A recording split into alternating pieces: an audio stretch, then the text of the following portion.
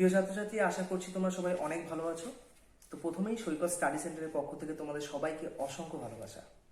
আজ আমরা একটি খুবই গুরুত্বপূর্ণ টপিকের উপর আলোচনা করতে যাচ্ছি। কেমন?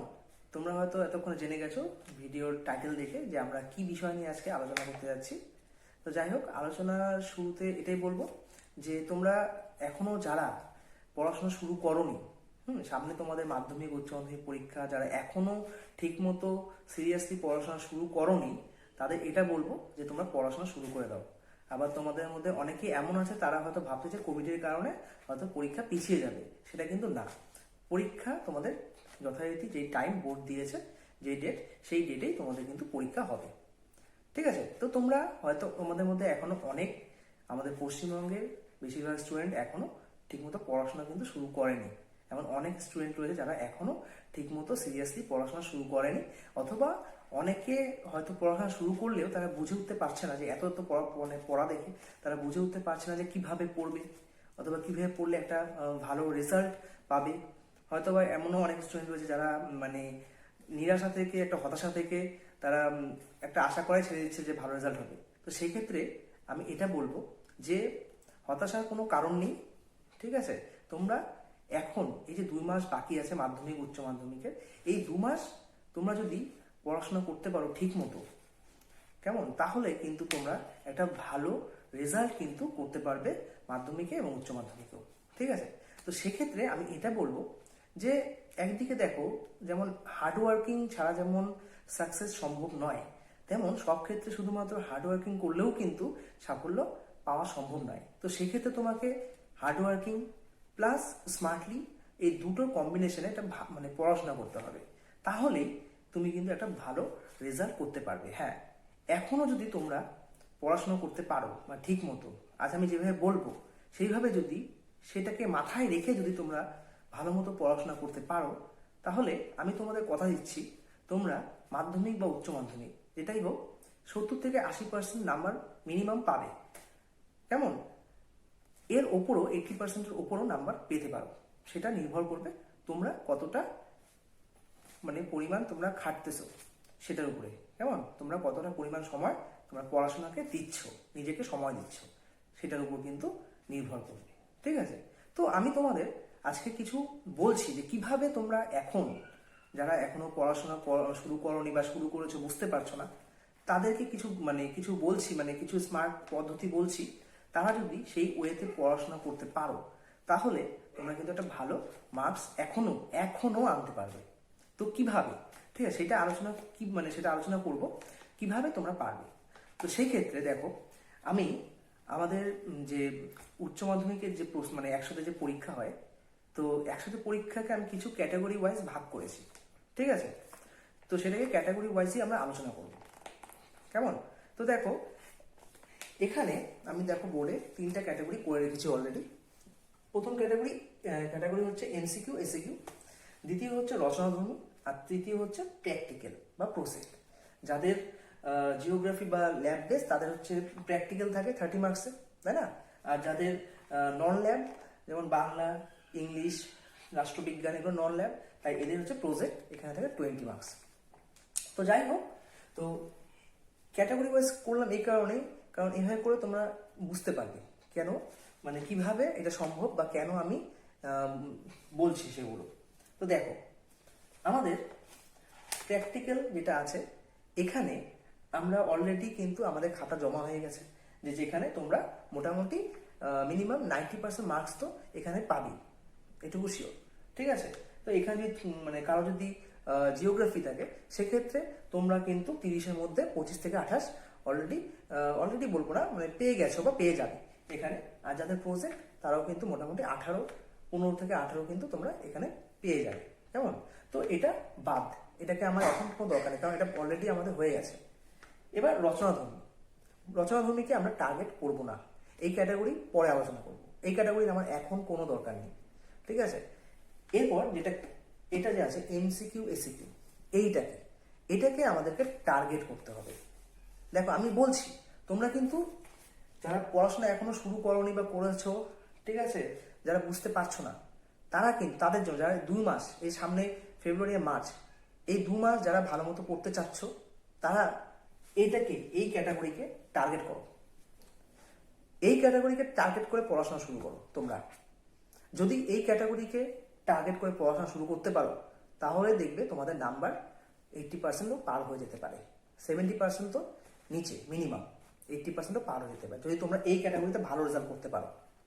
ঠিক আছে, এবার এই ক্যাটাগরিতে কখনো 40 মার্কস থাকে, কখনো 30 মার্কস থাকে। যেমন ভূগোলের ক্ষেত্রে এখানে 35 মার্কস থাকে, তাই না, শর্ট কোশ্চেন এমসিকিউ এসিকিউ। আবার পলিটিক্যাল সায়েন্স, হিস্ট্রি এগুলোর ক্ষেত্রে এখানে থাকে 40 মার্কস।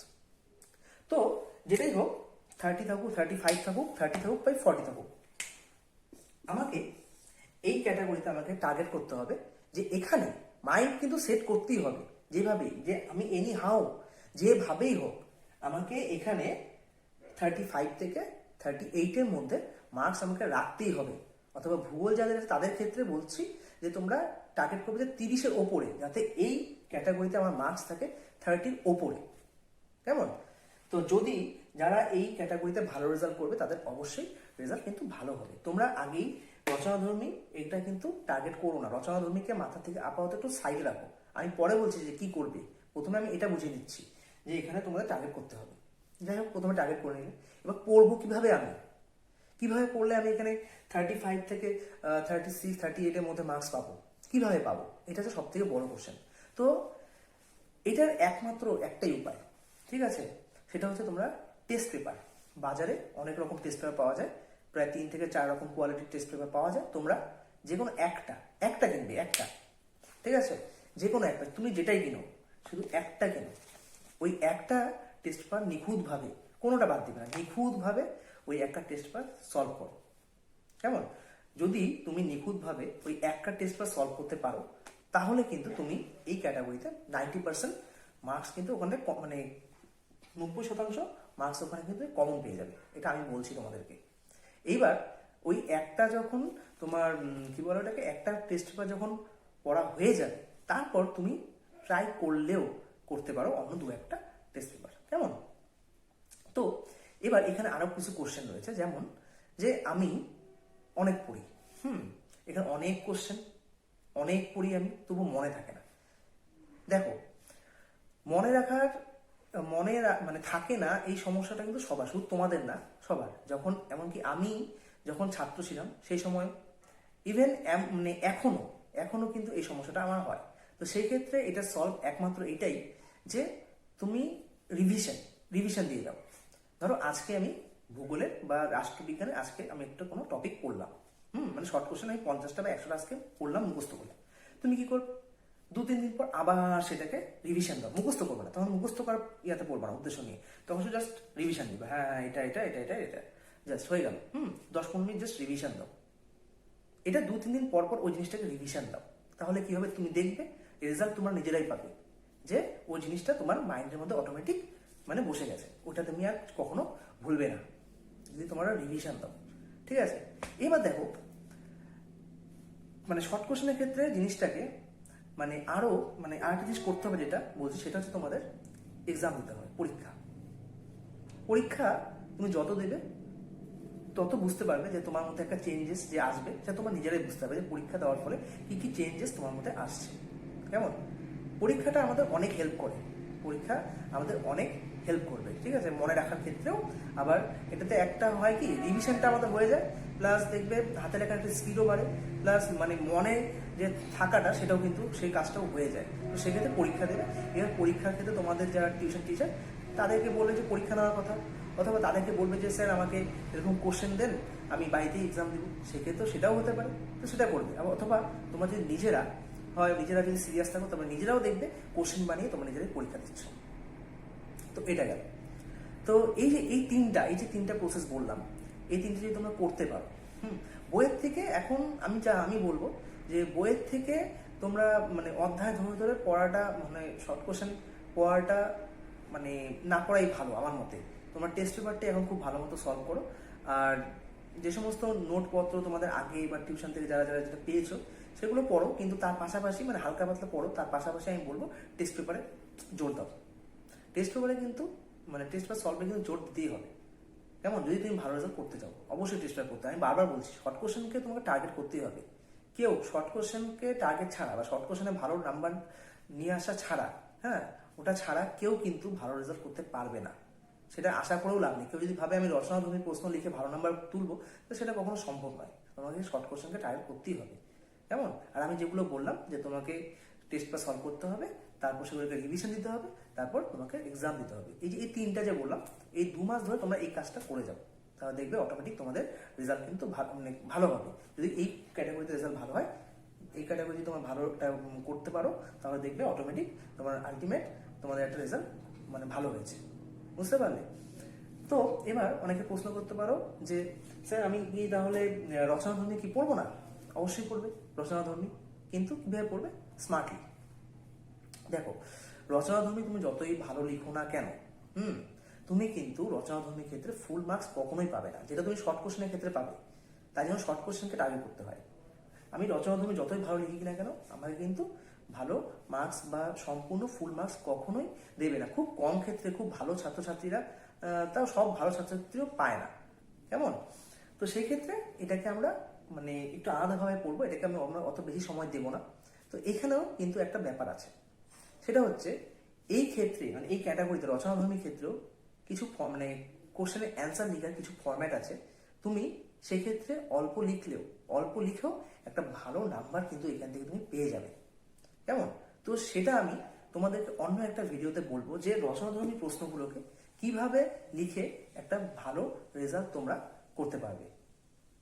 কেমন? সেটার জন্য আমি একটা আলাদা পরে ভিডিও বানিয়ে দেবো। তো সেই ক্ষেত্রে তোমাদের প্রথমে এটাই বলবো যে তোমরা শর্ট কোশ্চেন একটু জোর দাও। বাড়িতে তোমরা এখন পড়াশোনা করো, এতদিন পর্যন্ত তোমরা অনেক ফাঁকি দিয়েছো, তো এখন ভালো মতো তোমরা পড়াশোনা শুরু করো। কেমন? এখন তোমরা বাড়িতে মিনিমাম যতটা পারবে, যতটা সম্ভব পড়া, ঠিক আছে, তোমরা কিন্তু পড়ো। এখন আরেকটা কথা, যখন তোমরা পড়তে বসবে, তোমরা যতটুকুই পড়ো, 2 ঘন্টা 3 ঘন্টা 4 ঘন্টা যতটুকুই পড়ো না কেন, তোমরা কিন্তু শুধু পড়বেই। ওই সময় কিন্তু কোনো মোবাইল বা কেউ ডাকলো, ঘরের দরজা বন্ধ করে দিয়ে শুধু পড়াশোনাই করবো ওই সময়টা। কেমন? 1 ঘন্টা পড়ো 2 ঘন্টা পড়ো, কিন্তু পড়াটা পড়ার মতো হতে হবে। সেই সময় কিন্তু অন্য কিছু করলে হবে না। বুঝতে পারলে তো? তো আপাতত এই জিনিসগুলোকে ফলো করো, এই জিনিসটাকে শর্ট কোশ্চেনকে টার্গেট করে পড়াশোনা শুরু করে দাও। কেমন? বড় কোশ্চেনের দিকে আপাতত তোমরা ভেবো না।